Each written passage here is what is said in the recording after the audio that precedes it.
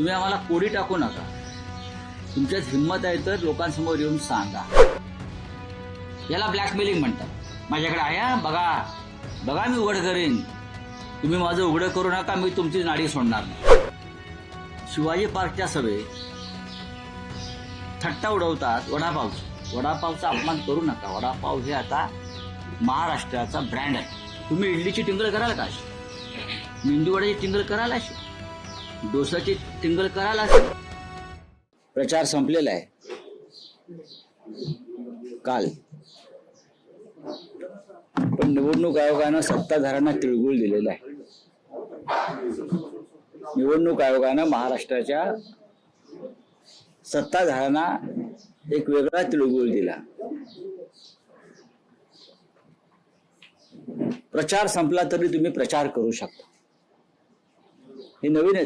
त्याची मुदत संपली तरी तुम्ही प्रचार करू शकता, आणि तोही कसा? घराघरात जाऊन.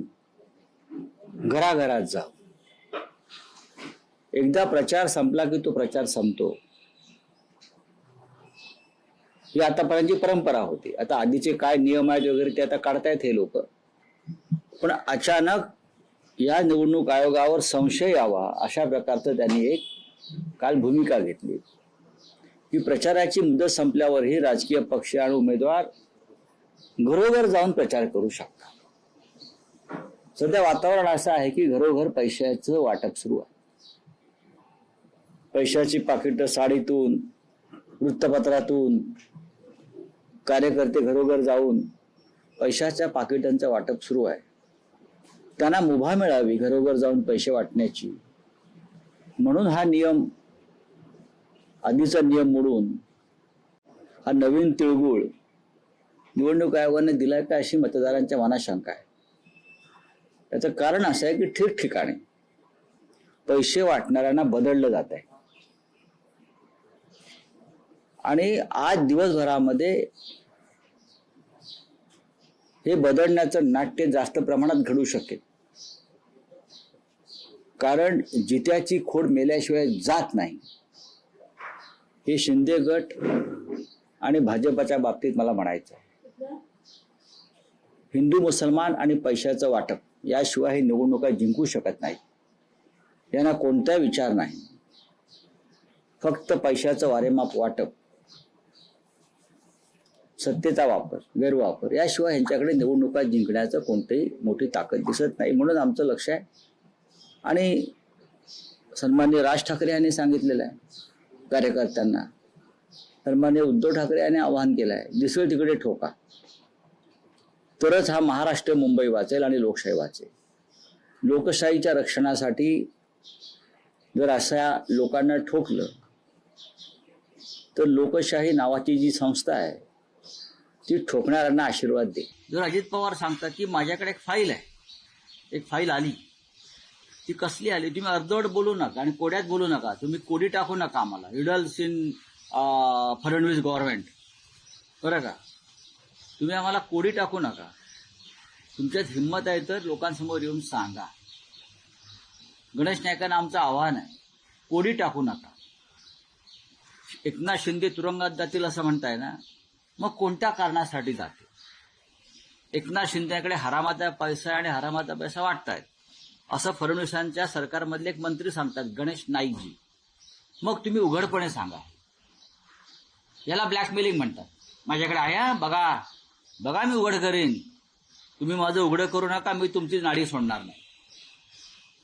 हे या राजकारणात जे चाललंय महाराष्ट्राच्या, ते चुकीचं आहे. सन्मान्य गणेश नाईक असतील, अजित पवार असतील, यांच्याकडे जर काही महाराष्ट्राच्या हिताची माहिती असेल, महाराष्ट्र कसा लुटला जातो याविषयी काही माहिती असेल, तर त्यांनी महाराष्ट्राचे नागरिक, त्यांनी शपथ घेतलेली आहे संविधानाची, त्यानुसार त्यांनी लोकांसमोर उघड केलं पाहिजे. मग अजित पवारांची चौकशी झाली पाहिजे का? तपासून सगळ्यांच्या चौकशा बघा, ह्या एकमेकांच्या फाईल्स गुप्तपणे काढतायत आणि एकमेकाला ब्लॅकमेल करतात. शिंद्यांचं काही काढलं की शिंदे फडणवीसांना ब्लॅकमेल करणार, फडणवीसांविषयी काही बोललं का फडणवीस शिंदे पवारांना ब्लॅकमेल करणार. या महाराष्ट्रामध्ये, त्या महाराष्ट्राच्या राजकारणात आणि सत्तेत एकमेकांना ब्लॅकमेल करून स्वार्थ साधण्याचा प्रकार सुरू आहे. नाही कसं आहे की देवेंद्र फडणवीस जे आहेत त्यांना महाराष्ट्राचा इतिहास, महाराष्ट्राचा लढा, महाराष्ट्राचा संघर्ष, मराठी माणसाचा त्याग, हिंदू हृदय सम्राट शिवसेना प्रमुख बाळासाहेब ठाकरे यांनी मराठी माणसासाठी केलेलं जीवनभराची तपस्या याच्याविषयी फडणवीसांना माहीत असण्याचं कारण नाही. ते शिवाजी पार्कच्या सभेत थट्टा उडवतात वडापावची, की काय दिलं, वडापावच्या गाड्या दिल्या, आम्ही रोजगार देऊ. किती लोकांना रोजगार दिला? तुमचे 5-25 ठेकेदार भाजपचे कौशल्य विकास योजनेमध्ये जे लाभार्थी आहेत ते सगळे भाजपचे कार्यकर्ते आहेत ना. जय शहाला रोजगार नक्की मिळालेला आहे, अनुराग ठाकूरच्या भावाला रोजगार नक्की मिळालेला आहे. पण तुम्ही किती रोजगार दिला? शिवसेना प्रमुख बाळासाहेब ठाकरेंनी 60 वर्षापूर्वी 65 वर्षापूर्वी तरुणांना सांगितलं नोकऱ्या मिळत नसतील, आत्ता या क्षणी आपला संघर्ष सुरू आहे, तर वडापावाच्या गाड्या लावा आणि अर्थार्जन करा, रिकामे बसू नका.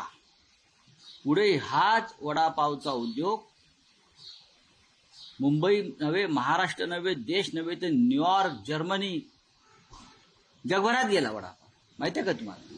जगभरात वडापाव मिळतो आज. हा मराठी याचा अभिमान वाटला पाहिजे. आणि मोठी आर्थिक उलाढाल या माध्यमातून मराठी तरुणांनी केली.